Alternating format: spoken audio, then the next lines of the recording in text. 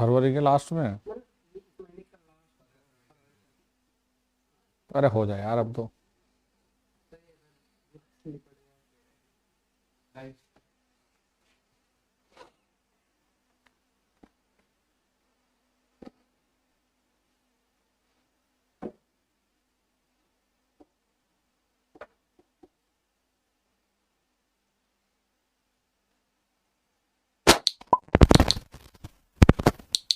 Live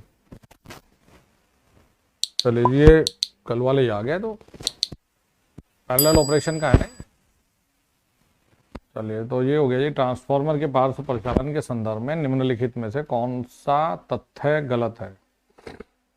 हानियां कम होती है, losses, ठीक है। ट्रांसफार्मर की आयु बढ़ती है, दक्षता बढ़ती है, अनुसरण पर उच्च लागत आती है, यानी मेंटेनेंस पर उच्च नहीं आता। जब पैरेलल में चलाते हैं तो हमारे पास एक ऑप्शन ये है कि हम एक को ही ओवरलोड कंडीशन में ना चलाएं, हमारे पास दूसरा भी एक साधन है। तो अनुसरण पर उच्च लागत आती है, ये गलत है इसमें। इसलिए इसमें ये भी है, देखो जब हम जैसे ही बहुत ज्यादा लोड पर चलाएंगे तो कॉपर लॉस बढ़ेगा। अगर बहुत लोड पर चलाएंगे तो कॉपर लॉस मतलब दक्षता गिरती है। लेकिन यहाँ हमारे पास में एक दूसरा ऑप्शन भी है, पैरेलल ऑपरेशन। तो कभी भी एक ही ट्रांसफार्मर को हम बहुत हाई लोड पर नहीं चलाएंगे, एक ही ट्रांसफार्मर के साथ फिर पैरेलल लोड से ऐड करवाएंगे दूसरे के साथ। तो इसीलिए कॉपर लॉस कम होगा तो दक्षता बढ़ेगी, आईयू बढ़ेगी क्योंकि ओवरलोडेड नहीं जाएगा, लॉसेस कम है। तो ये सारे हो गए सही, जो गलत है वो हमारा डी है। चलो जी ये देखो कितना इजी सवाल है। लेड एसिड बैटरी है, कौन सा इलेक्ट्रोलाइट, H2SO4। ये डाइल्यूट होता है बेटा, कॉन्संट्रेटेड वाला यूज नहीं करते। H2SO4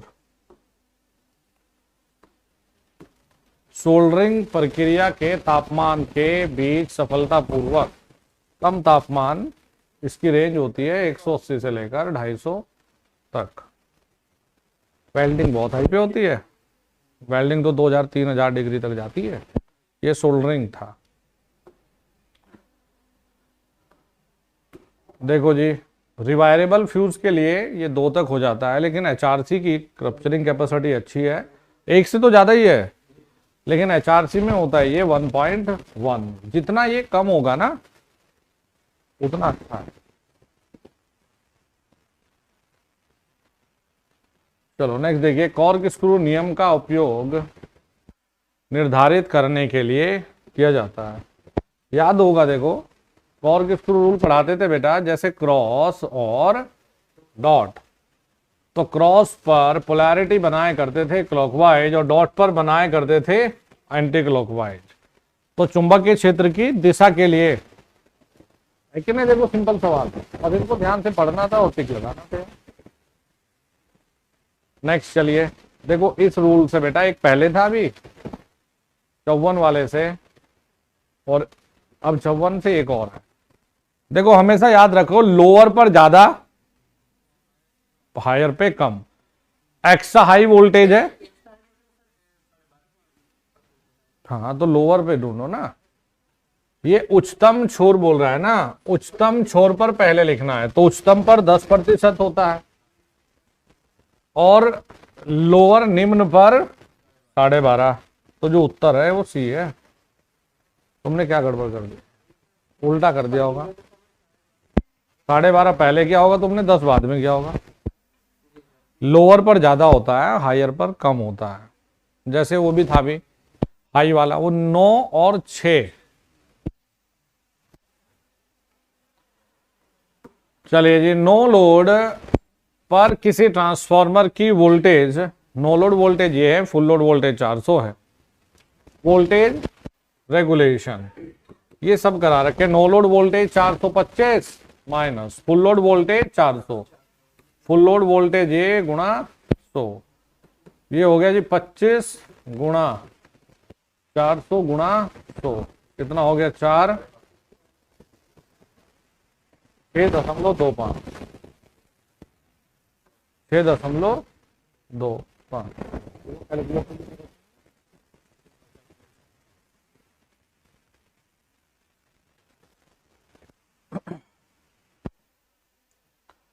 चलिए नेक्स्ट है, एक 100 ओम प्रतिरोध को 5 वोल्ट की बैटरी से जोड़ा जाता है। तो प्रतिरोध में धारा ज्ञात कीजिए। I बराबर में V बटे R कितना हो जाएगा, 0.0020 है ना नीचे। ओ तो ये आ गया जी 50, फिर तो 0.05, तो ये आ जाएगा फिर 50 मिली एम्पियर। यही तो है।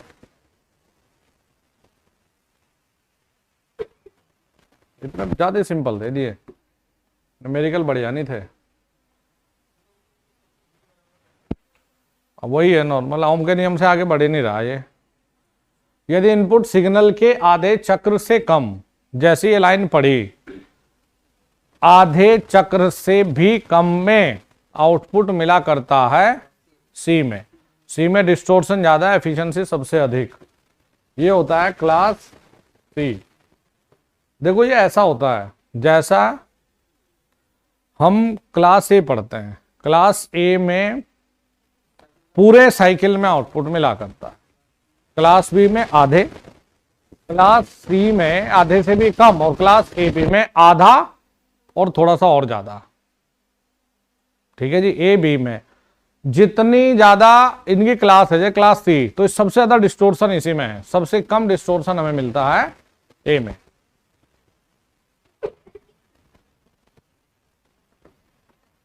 देखिए लीक ट्रांसफॉर्मर का मतलब है लीकेज ट्रांसफॉर्मर। लीकेज ट्रांसफॉर्मर या हाईली लीकेज ट्रांसफॉर्मर ये यूज किया जाता है सोडियम वेपर लैंप में। इसके साथ ये भी याद रखना, इसके साथ सीरीज में प्राइमरी पर पावर फैक्टर बढ़ाने के लिए कैपेसिटर लगा लेते हैं। हाई रिएक्टिव लीकेज वही है। निम्न में से कौन सा स्टेपर मोटर का प्रकार नहीं है? अब ये भी बहुत ही आसान आ गया। तुम्हें हाइब्रिड पढ़ाया था। एक आपको देखे, ये है वेरिएबल रिलक्टेंस टाइप, एक है परमानेंट मैग्नेट टाइप, और एक इन दोनों को कंबाइन करके, ये नोट्स में क्लियर है, टाइप। ये तो बेचारा टाइप से आगे भी नहीं बढ़ रहा। कौन सा नहीं है भाई? ये कुछ सिखाया ही नहीं हमने बच्चों को। विपाटित कला क्या है? अच्छा, ये नहीं होता। Split phase, slip ring, induction motor के स्लिप रिंग, फास्फोरस ब्रॉन्ज, ये भी इंपॉर्टेंट में मार्क है जी। स्लिप रिंग किससे बने होते हैं? तो फास्फोर ब्रॉन्ज से बने होते हैं। चलो जी, अभी देखो तुम्हें जब ये पढ़ाया, अभी याद होगा आपको, हमने रिडक्शन फैक्टर पढ़ा था। मीन हेमिस्फेयर, वो spherical candle power, mean horizontal candle power पढ़ा था जी। ये होता है हमारा रिडक्शन फैक्टर। और मैंने ये कहा था कि पेपर में इंपॉर्टेंट इन्हीं, देखो यार कितने थे, 10 फॉर्मूले, 10 में से 2 से 3 सवाल आ रखे हैं। एक मेंटेनेंस फैक्टर था। अभी इल्यूमिनेशन का एक हमने नॉर्मली, जब मैं पढ़ा रहा था तो मैंने कहा था कि हाई इल्यूमिनेशन लेवल कहां चाहिए जाए, ऑपरेशन थिएटर या प्रिसाइज वर्क, माहीन काम करने के लिए। फिर मैंने हंस के ये भी बोला था कि भाई किचन में क्या चाहिए, इल्यूमिनेशन, है ना। चलो जी, तो ये भी सवाल इसमें है। संतुलित 3 फेज सर्किट में पावर के लिए निम्नलिखित में से कौन सा सही सूत्र है? यदि L I L line value है और ईपी आईपी फेज वैल्यू है, तो बेटा P बराबर √3 EL IL cos फाई, यही होगा। देखो 3 EL ये गलत है। अगर 3 VP होता, 3 EP IP cos फाई, तो ये भी सही हो जाता। तो सही कौन सा है जी? ए। देखो गड़बड़ कहाँ है, ये ईपी आईपी बोल रहा है, √3 ईपी। ईपी आईपी में 3 आना चाहिए था और ELIL में √3। चलो देखो ये भी डायरेक्ट था हमारा। अल्प उत्तेजित यानी कि अंडर एक्साइटेड सिंक्रोनस मोटर, बोलो जल्दी से, under excited synchronous motor lagging power factor में काम करता है, over excited synchronous motor leading power factor पे काम करता है कि नहीं भाई? हाँ जी, तो ये रहा देखो डायरेक्ट स्ट्रेट फॉरवर्ड सवाल। अंडर एक्साइटेड ये मोटर है, अंडर एक्साइटेड जनरेटर होता तो लीडिंग होता, याद रखना ये चीजें। ये रहा जी सोडियम वेपर लैंप की ज्वलन वोल्टता कितनी होती है? 400 से 600। ये हाई वोल्टेज पर चलने वाला है भाई, 400 से 600। लेकिन अच्छी बात यह है कि जब ये, हाँ सबसे अच्छी एफिशिएंसी तो ठीक है 100 तक, 100 90। बढ़िया चीज ये है कि जब ये एक बार चालू हो जाता है तो इसके बाद में रिक्वायर्ड वोल्टेज का लेवल गिर जाता है।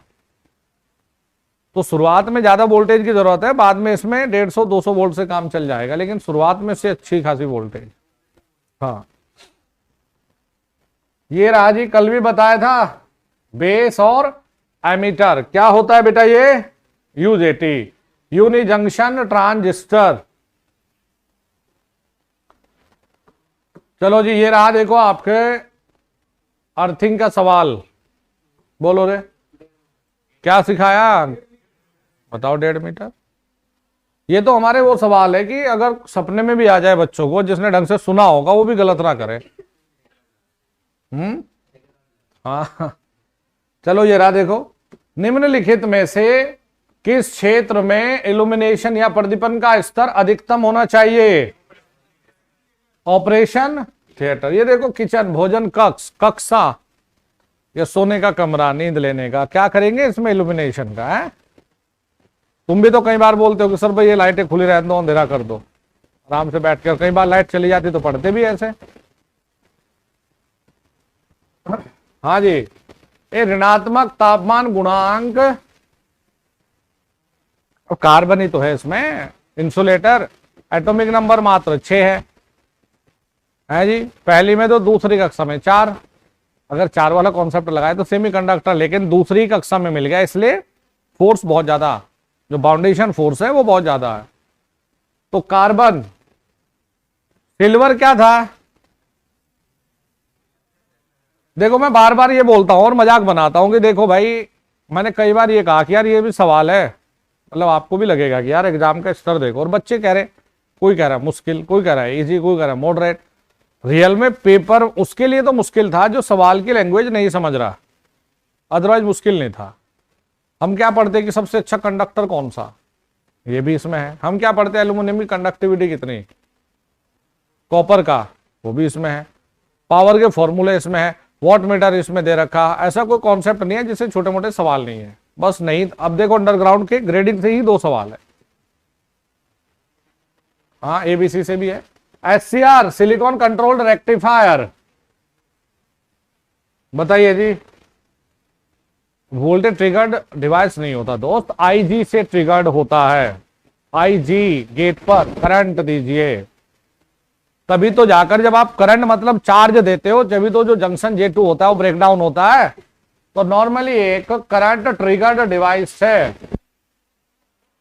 याद है 3 अलग अलग टर्मिनल, एनोड, कैथोड और गेट, 4 लेयर PN, ठीक है, और 3 जंक्शन, 2 बाहरी और 1 आंतरिक।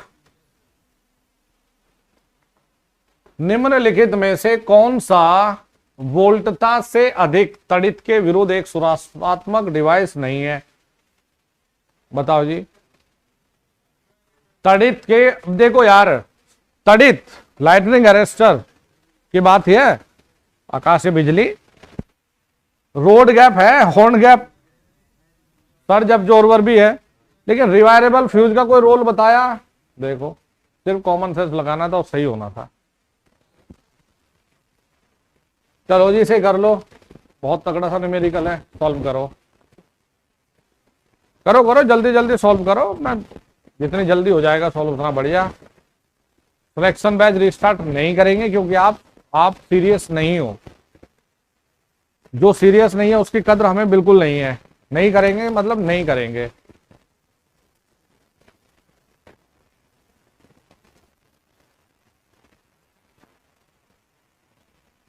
मैं लग रहा था कि ऐसे ही अपना मजाक में चल जाएगा। मैंने कई बार आगाह किया, भाई पढ़ लो पढ़ लो। ना कोई क्लास देख रहा ना कुछ, अपना मजे लूट रहे। मैंने कहा ठीक है, इलाज करते हैं अब। लैप है जी।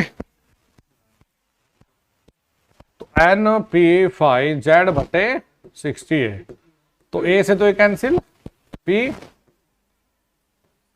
एन 0.035, जेड है 800 और बटे में 60। बताओ भाई कितना जी? 700 वोल्ट। ये आ गया जी।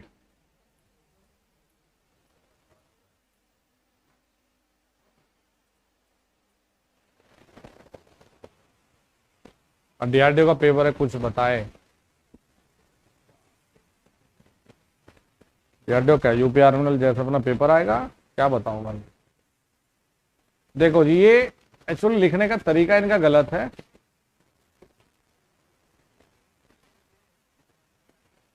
साढ़े तीन है ना। देखो जी, ये इनके ना डिजिट के नंबर है। ये 3.5 डिजिट है, 2 वोल्ट को नापना है। इसका मतलब ये दोस्त कि टोटल कितने आने चाहिए? 3.5 नहीं, 4। तो देखो, 1 2 1.10 और 1 0। ठीक है, तो 2 वोल्ट को सही पढ़ेगा ये। अगर ये होता, ठीक है, और मान लिया हमें 9 वोल्ट पढ़ना होता, 2, तब ये होता। ठीक है जी, ये याद रखना। क्या? अरे यार, ये 4 हो गए ना, 3 और 1 आधा।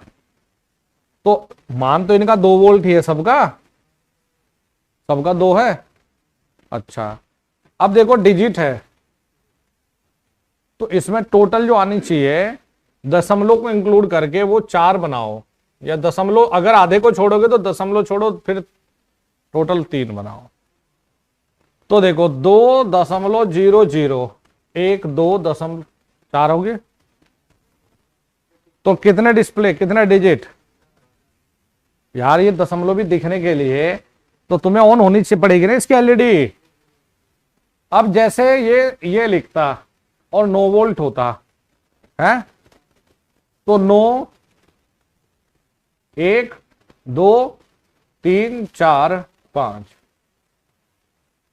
ठीक है, ये गलत मत कर कहना। डीवीएम का एक बढ़िया सवाल।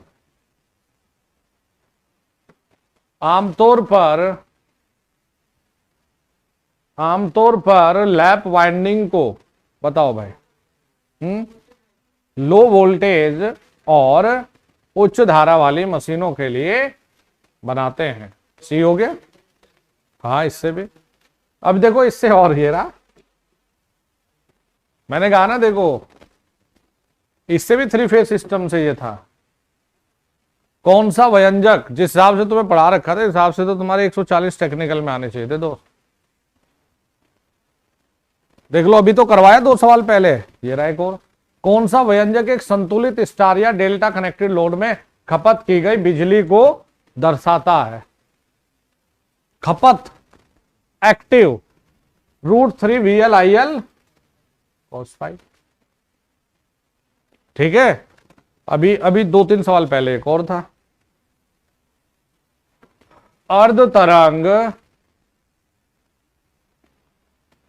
हाफ वेव रेक्टिफायर है, साइनसोइडल ये है। औसत मान ज्ञात कीजिए, इसके लिए आरएमएस वोल्टेज 157 है। बताओ जी, कैलकुलेट करो।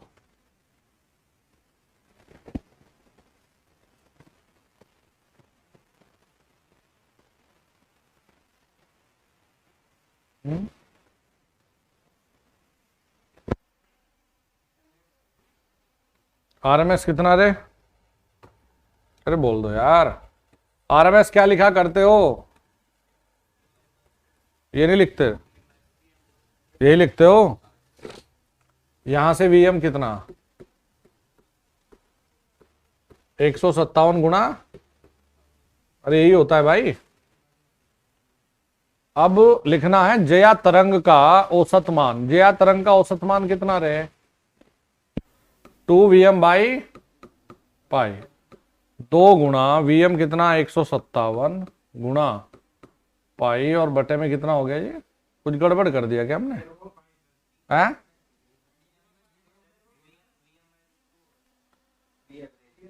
ओहो, एक मिनट यार, ये गड़बड़ कर दिया। ये होता है √2। यदि इसके लिए आरएमएस वोल्टेज है, अर्ध तरंग, इसकी भाषा क्या हुई? अर्ध तरंग मतलब हाफ वेव, परिशोधित जया तरंग का औसत मान ज्ञात करना है। तो हाफ वेव के लिए तो ये होता है इसका Vm/2। तो Vm कितना हो गया इसका? ये हो गया, देखो अब देखो लगा के। Vm कितना बताया जी?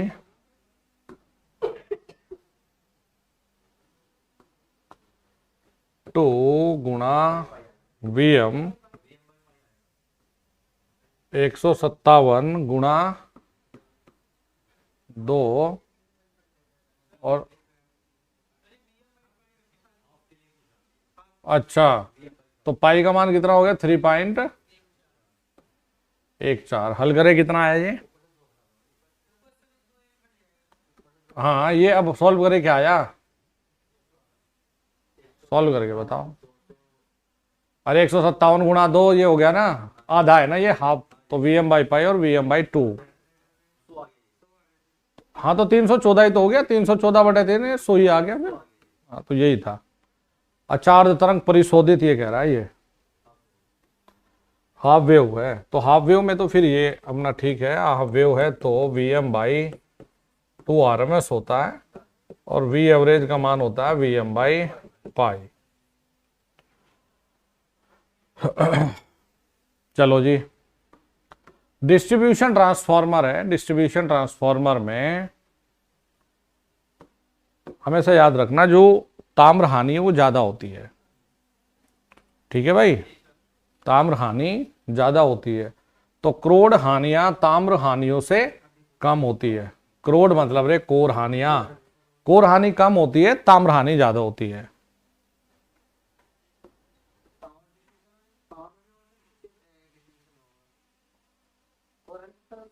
हाँ हाँ, तो ठीक है, बढ़िया तो है। हाँ हाँ, जो दोनों में है ठीक है। बस इसमें अंतर ये है, एक में X/R रेशियो कम रखते हैं, एक में ज़्यादा लगते हैं, क्योंकि इसे जनरली कम वोल्टेज ड्रॉप के लिए डिजाइन करना चाहते हैं हम लोग। बेसिक डी ऑर्जिनल गैल्वेनोमीटर को यंत्र के साथ श्रेणी क्रम में उच्च प्रतिरोध जोड़कर वोल्टमीटर के रूप में परिवर्तित किया जाता है। क्या कहते हो? और वोल्टमीटर में शंट, शाबाश। तो क्या कहते हैं जी? मल्टीप्लायर। तो एमीटर के लिए शंट यूज करेंगे, वोल्टमीटर की रेंज बढ़ाने के लिए मल्टीप्लायर। हाई वैल्यू के रेजिस्टेंस को सीरीज में, शाबाश।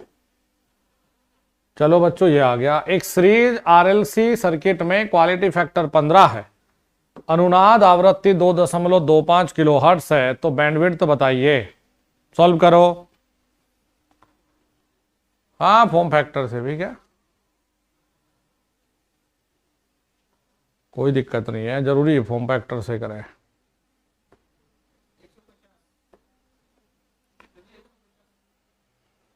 हाँ, आ गया 150। देखो भाई, क्वालिटी फैक्टर बराबर में रेजोनेंट फ्रीक्वेंसी अपॉन में बैंड विड्थ। तो क्या पूछ रहा है जी? Bandwidth. तो रेजोनेंट फ्रीक्वेंसी 2.25 गुणा 10⁻³ और क्वालिटी फैक्टर है 15। सॉल्व करेंगे कितना आ गया? 150 हर्ट्ज में। ये आ गया आंसर।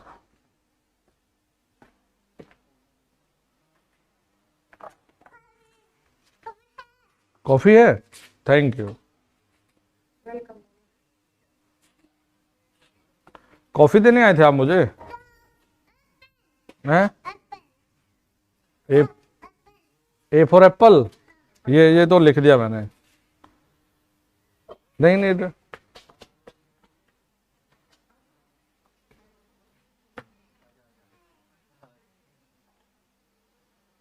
ये क्या पिया आपने चीकू? ए दोस्त, क्या पिया ये आपने? क्या था इसमें? हैं?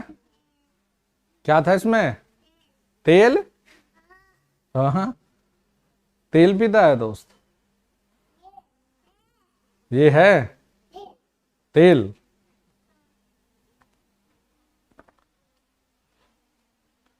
शैतान बहुत है, ये सब सीख गया, ये एक्सपर्ट हो गया।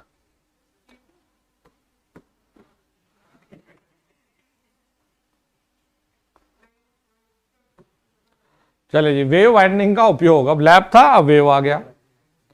तो अब इसमें क्या है, हाई वोल्टेज और लो करंट, ये रहा जी हमारा बी।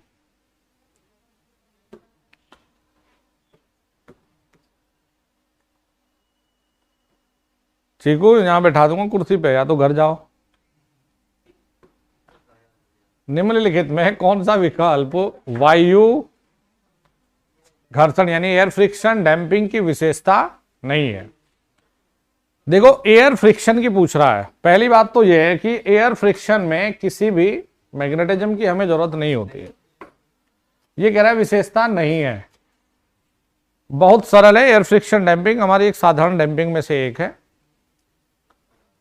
सस्ता भी है। इसी के कारण हमारे मूविंग आयरन टाइप सस्ता भी थोड़ा सा था, अधिक, लेकिन अधिक भरोसे के लायक नहीं है। ये सबसे बढ़िया कौन सी है अगर भरोसे के लायक भी देखे और डैम्पिंग टॉर्क की बात भी करे तो एडी। चलो जी, ये तो आपको रटना ही पड़ेगा भाई, आईसी रेगुलेटर। यार बढ़िया चीज ये है, ये दोबारा आया, लेकिन था वोल्टेज रेगुलेटर से कुछ। हाँ, तो ये हमारा 7805 था। ये तुम्हें याद ही रखने पड़ेंगे भाई। और वैसे हम तो बार बार कह रहे हैं कि तुम्हें सारे करने की जरूरत है ही नहीं है। मशीन सोल्डरिंग के लिए निम्नलिखित में कौन सा तथ्य गलत है? मशीन सोल्डरिंग तो एक अच्छे टेम्परेचर के लिए डिजाइन की जाती है। जे मशीन का उच्च मूल्य, ये तो ठीक है। हाँ, तो अल्प तापमान नियंत्रण, ये इसका फिर सही टिक करना था, अल्प तापमान नियंत्रण।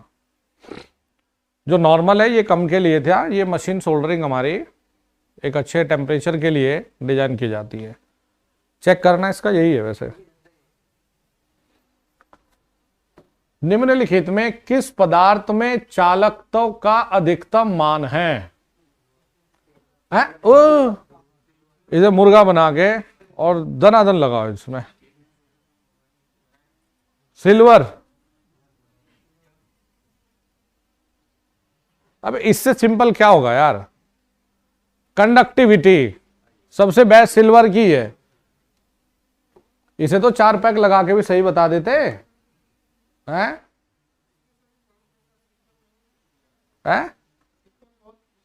हाँ, बेंच ड्रिलिंग मशीन में कितने, बेंच जो ड्रिल मशीन है ये हमारी 12.5 mm तक कैपेबल होती है। बेंच जो ड्रिल मशीन है वो 12.5 mm तक छेद करने में सक्षम होती है। ये टूल्स पढ़ाऊंगा तो मैं लिखवाऊंगा अभी ये। चलो जरा ये पढ़ो, फॉरवर्ड वोल्टेज है जिस पर डायोड अचानक से धारा बढ़ने लगे। अरे ये पूछ रहा है, देखो ये बनाते हो तो नी वोल्टेज होती है ना, सिलिकॉन जर्मेनियम 0.3 0.7, तो नी वोल्टेज से आगे बेटा करंट एकदम से बढ़ने लग जाता है। जानू वोल्टेज लिखा, अरे खतरनाक। यही था हिंदी इसका। इसे देख के तो बच्चा वैसे पगला जाए। हैं? ओ तेरा, हाँ, फिर तो इसी के ऑप्शन पे टिक करना था, कुछ और के बारे में सोचना ही क्यों था। हाँ जी, ओमेगा का मान कितना 628, तो आवृत्ति, अरे ओमेगा बराबर 2 पाई एफ लगा के देख लो, यही आएगा 314/50 होता है 100 हर्ट्ज। चल लोहो यानी कि मूविंग आयरन में कल भी बात हो रही थी दोस्त, मूविंग आयरन में सबसे बड़ी प्रॉब्लम थी फ्रीक्वेंसी एरर आना, और दूर करते थे शंट के टाइम कांस्टेंट को मीटर के टाइम के कांस्टेंट के बराबर। रियली बताओ, इस सवाल की मुझे भी उम्मीद नहीं थी कि ये इसे पूछ लेगा, ये तो मैंने भी उम्मीद से परे लिखा दिया था, ये जनरली आईटीआई किताब में जिक्र भी नहीं है इसका ऐसा कुछ। अच्छा जी, कटआउट फ्यूज का संयोजन है, इसमें तो और बढ़िया। कटआउट का मतलब होता है फ्यूज, कटआउट फ्यूज जो बने होते हैं ये स्विच और फ्यूज का एक कॉम्बिनेशन हुआ करते हैं जी, तो फ्यूज और स्विच का कॉम्बिनेशन ही कहलाता है कटआउट। अच्छा देखो, ये भी उम्मीद से ज्यादा आसान। ए भाई, क्यू की मान है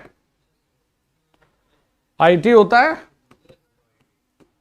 10 मिनट है गुणा 60 गुणा 1 कितना 600 कूलाम, तो ये मिल गया हमें 600 कूलाम। टेस्ट पेपर में था।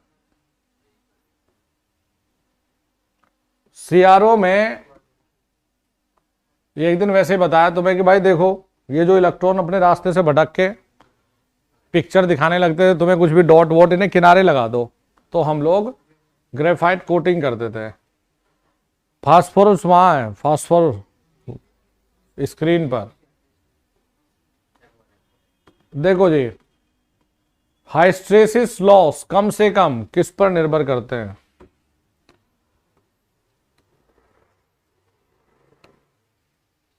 चुंबकीय क्षेत्र की तीव्रता, बिल्कुल, क्योंकि H और B के हिसाब से ये डिजाइन होता है। वॉल्यूम करते हैं, लिखाऊं फॉर्मूला, PH बराबर KH F BM 1.6, इन पे तो मेजर कर ही रहा है। आवृत्ति पर भी करता है, चुंबकीय क्षेत्र की तीव्रता पे भी करता है, तो एकमात्र यही बचा, कम से कम इसी पे करेगा।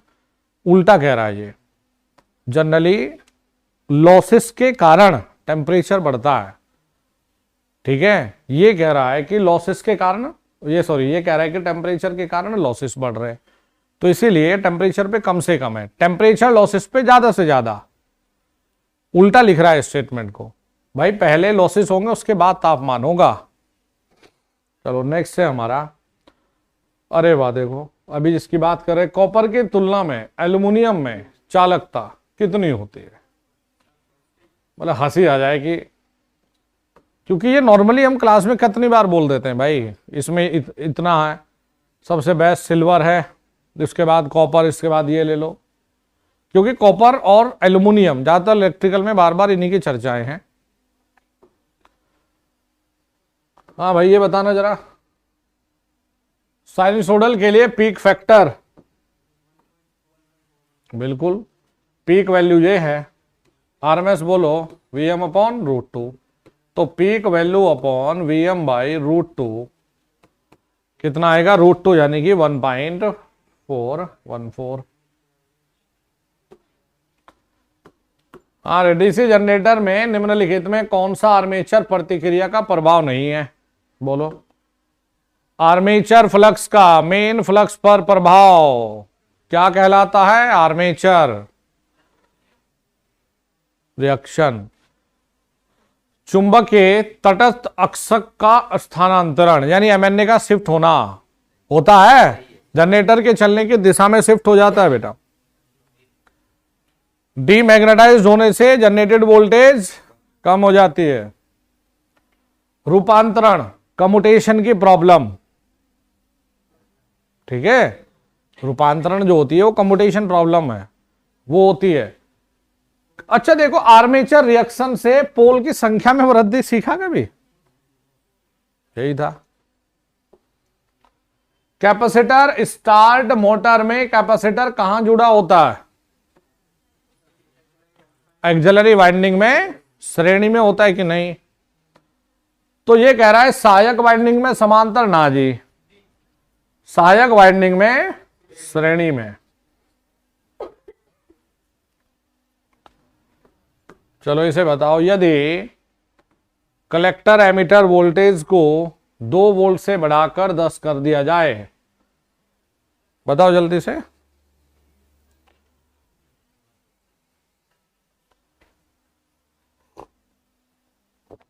कलेक्टर धारा तो आउटपुट प्रतिरोध कितना होगा? देखो रे, डेल वी बाई,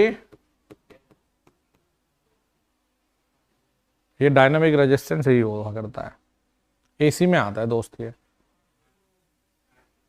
तो 8 बटे में 1 मिली एम्पियर, ऊपर जाएगा तो 8 किलो ओम।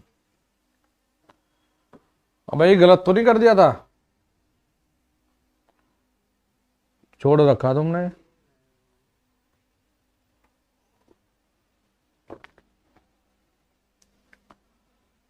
है 139 तो हमने भी बताया भी नहीं। आर बराबर del V by del I, यानी कि change in voltage with respect to change in current.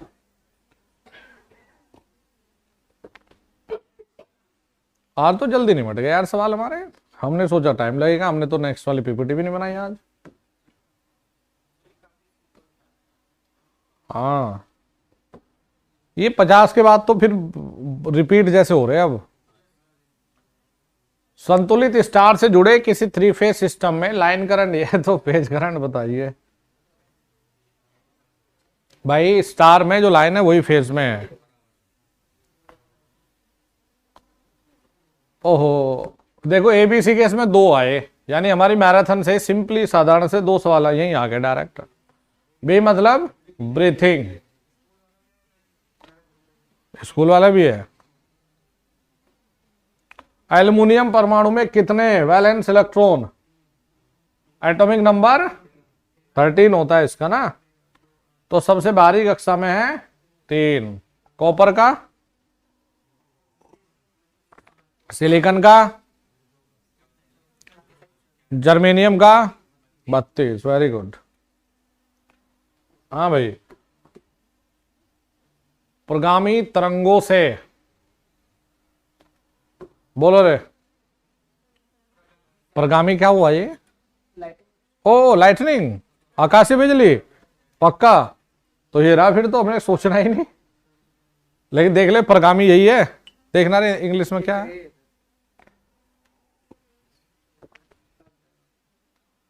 आकाशीय बिजली से ये तो सर्ज डाइवर्टर। खत्म? इतनी जल्दी कैसे खत्म हो गए?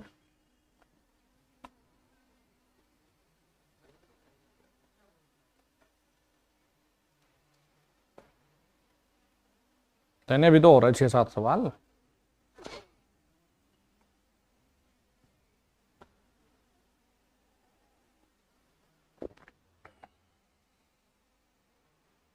हाँ यार, हिंदी बहुत मुश्किल है।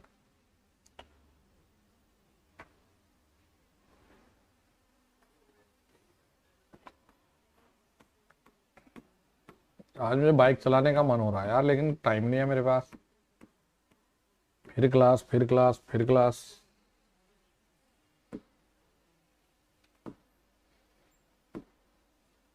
यही तो था। ये रहा जी, क्लास ए पावर एम्पलीफायर के सैद्धांतिक अधिकतम दक्षता 50%। ठीक है जी, अधिकतम 50 हो सकती है इसकी, वो भी ट्रांसफॉर्मर कपलिंग के साथ में। अदरवाइज नॉर्मल 25-30% ही होती है। ओ हाँ, ये राजी स्कूल।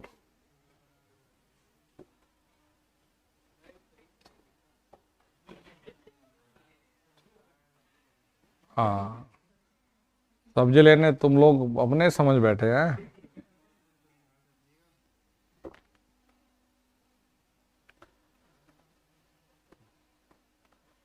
तो 90 मिनट के लिए उपयोगिता कितनी विद्युत ऊर्जा होगी? ई बराबर में 750 बटे 1000। ठीक है भाई, हो गया केवी में। और 90 मिनट यानी 90 बटे 60। सॉल्व करके बोलो कितना आएगा। ये इतना किलोवाट आवर आएगा।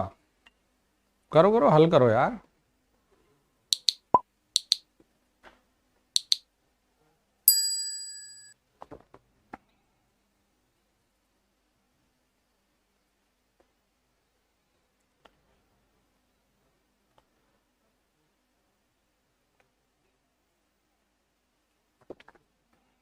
ये कह रहा कि सर सर्दी हो रही है, गाड़ी चलाओ। 4 व्हीलर थोड़ा है मेरे पास में, करीब आदमी में। डी आ रहा है।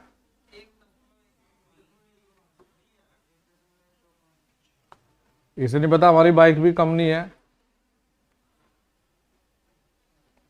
हाँ भाई, स्पीड पकड़ती है ये, बढ़िया ही पकड़ती है। बस एक बार एक्सेलरेट करो बस।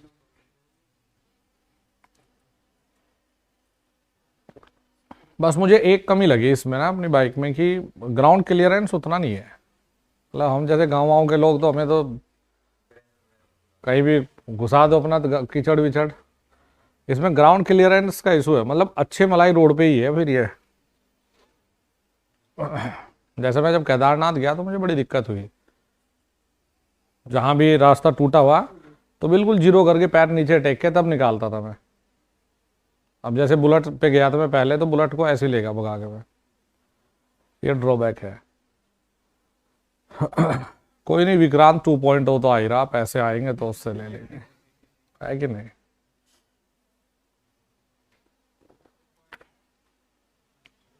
हाँ तो उसकी क्लासेस, लेकिन उसमें हमने थोड़ा पैटर्न को चेंज कर दिया। फीस रख दी हमने इसमें 10,000। कम से कम 1-2 दिन तो लोगों को ऐसा कर ही दे कि नींद ना आए। चलिए जी, delay, D flip flop delay data ये एक ही होती है बेटा। टी मतलब ट्रिगरिंग या टॉगल, तो ये होती है हमारी डी फ्लिप फ्लॉप। टी का मतलब है टॉगल लिखता है या ट्रिगरिंग लिखता है, जे के यूनिवर्सल हुआ करती है। अच्छा जी, ऑटो ट्रांसफॉर्मर स्टार्टर के संदर्भ में निम्नलिखित कथनों के सत्य असत्य होने की पहचान कीजिए। इसका शक्ति गुणांक निम्न होता है, क्योंकि हमें सेलेक्ट करनी होती है बाइंडिंग ऑटो ट्रांसफॉर्मर में ना। ये तो वाइंडिंग का मतलब है इंडक्टेंस, पावर फैक्टर कम, ये होगा सही। यह आपूर्ति धारा का उच्चतम बलागुण प्रति एम्पियर प्रदान करता है। आपूर्ति धारा का उच्चतम बला अगुण, इसे इंग्लिश में कैसे करेंगे हम? आपूर्ति धारा मतलब सप्लाई करंट का उच्चतम बलागुण प्रति एम्पियर। कैसे कन्वर्जन किया तूने? ऐसे तो मैं भी टूटा फूटा कर लूंगा। यह आपूर्ति धारा का उच्चतम बलागुण प्रति एम्पियर प्रदान करता है। तो ऑटो ट्रांसफॉर्मर स्टार्टर वैसे भी नहीं, ऑटो ट्रांसफॉर्मर स्टार्टर नहीं, बड़े मोटर्स के लिए डिजाइन किया जाता है, और इसीलिए जो स्टार्टिंग टॉर्क है वो सप्लाई से अच्छा ही रहता है। यानी कि हाई स्टार्टिंग टॉर्क तो रहता है इसमें। तो ये तो सही है दोनों यार, दोनों सही है। मतलब सेम सप्लाई पर अगर देखेंगे तो ये इस पे स्टार्टिंग टॉर्क अच्छा मिलेगा हमें ऑटो पे, ऑटो ट्रांसफॉर्मर स्टार्टर। 15-20 से ज़्यादा वाले पे तो यही करेंगे हम। ठीक है दोनों। ओहो, सबसे मुश्किल सवाल सबसे लास्ट में ही था। देखो, एक ट्रांसफॉर्मर में अधिकतम दक्षता के लिए, अजय वाह, लो आने। अच्छा, पहला दे रखा है हाइस्टेसिस बराबर एडी, दूसरा है ताम्र बराबर एडी। ये तो गलत है सब। हाथ तो जल्दी निमट गया ये।